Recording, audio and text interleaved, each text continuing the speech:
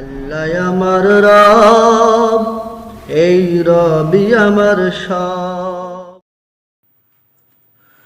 আসসালামু আলাইকুম রহমতুল্লাহি ওয়া বারাকাতুহু। আজকে আমি আপনাদের সাথে নামাজ ও রোজার হাকিকত বিষয়ে আপনাদের সাথে কথা বলবো 2-1 মিনিট।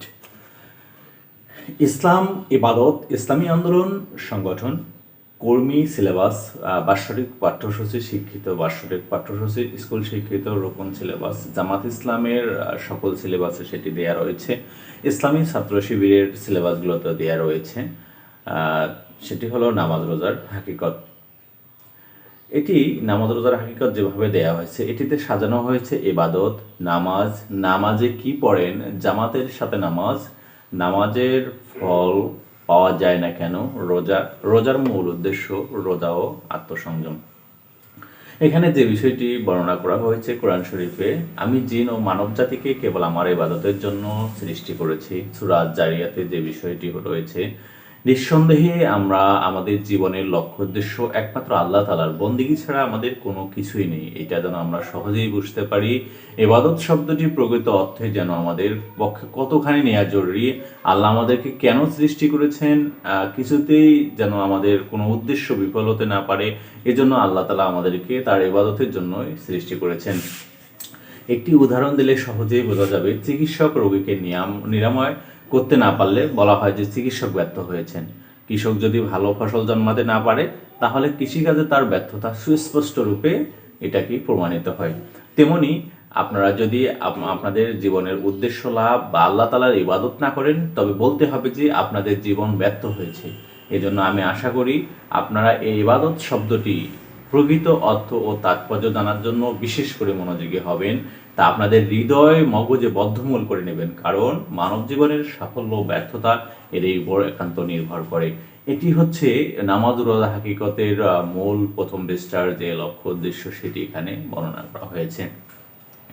এখানে আরও একটি উদাহরণ দিলে স্পষ্ট বোঝা যায়, সেটি হচ্ছে আপনি যদি কোনো মনিবের চাকরি করেন, আপনি যদি কারোর সাথে চাকরি করেন, সে চাকরিতে যদি আপনি ভালোভাবে মনিবের কাজগুলো আদায় না করেন, তাহলে কি হবে, আপনি তার সাথে বিদ্রোহ করলেন, তার সাথে কাজ করলেন না, আসলে তখন আপনাকে অকৃতজ্ঞ বলবে। তাই সর্বপ্রথম জানতে হবে আপনার মনিবের চাওয়া পাওয়া কী, যে আপনার কি দিলে মনিব খুশি হয়ে যাবে, সেই বিষয়টি এখানে তুলে ধরা হয়েছে।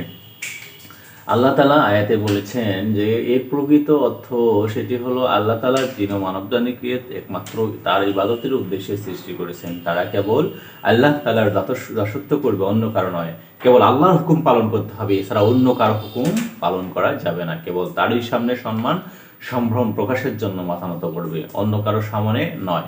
এই তিনটি জিনিস আল্লাহ তাআলা বুঝেছেন। এই ব্যাপক অর্থবোধক যে শব্দ রয়েছে ইবাদত, সেসব আয়াতে আল্লাহ তাআলা ইবাদতের নির্দেশ দিয়েছেন, তার অর্থ এটাই। আমাদের শেষ নবী ও তার পূর্ববর্তী যে আম্বিয়া কেরামগণের যাবতীয় শিক্ষার সারগত করা হচ্ছে, আল্লাহ ছাড়া কারো ইবাদত করো না, অর্থাৎ দাসত্ব আনুগত্য লাভের যদি করতে হয় একমাত্র আল্লাহরই করতে হবে। সুপ্রিয় প্রাণপ্রিয় বন্ধুরা, আমরা একজন চাকরের কথা ধরুন, সে যদি রাত দিন কেবল কাজ করেন, অন্যের আদেশ শুনে পালন করেন, অন্যের আইন মেনে চলে, তার প্রকৃত মনোভাব যত আদেশই ফরমানে হোক না কেন তার বিরোধিতা করে, সালাম দেওয়ার সময় সে তার প্রকৃত মনোভাবের সামনে উপস্থিত হয়, মুখে তার কেবল নাম জপতে থাকে। এখন আপনি এইরূপ যখন করবে, তখন তার মুখে সালাম নিক্ষেপ করবেন না, মুখে মুখে সে আপনাকে মনিব বলে ডাকবে এবং তুই ডাহা মিথ্যাবাদী বেঈমান, আমার বেতন খেয়ে অন্যের তাবেদারি করিস, তখন এই মুখে হবে। এই জন্য আসলে যে আল্লাহ আমাদেরকে সৃষ্টি করেছে, সে আল্লাহ তাআলার গুণকীর্তন করা, তাহলে আল্লাহ আমাদেরকে কি করবে, সেদিন আল্লাহ আমাদেরকে জান্নাত দান করবেন। আজকে এই পর্যন্তই বন্ধুরা, ভালো থাকুন, সুস্থ থাকুন। পরবর্তী এপিসোড নিয়ে আপনাদের সামনে হাজির হয়ে যাব। আসসালামু আলাইকুম ওয়া রাহমাতুল্লাহি ওয়া বারাকাতুহু।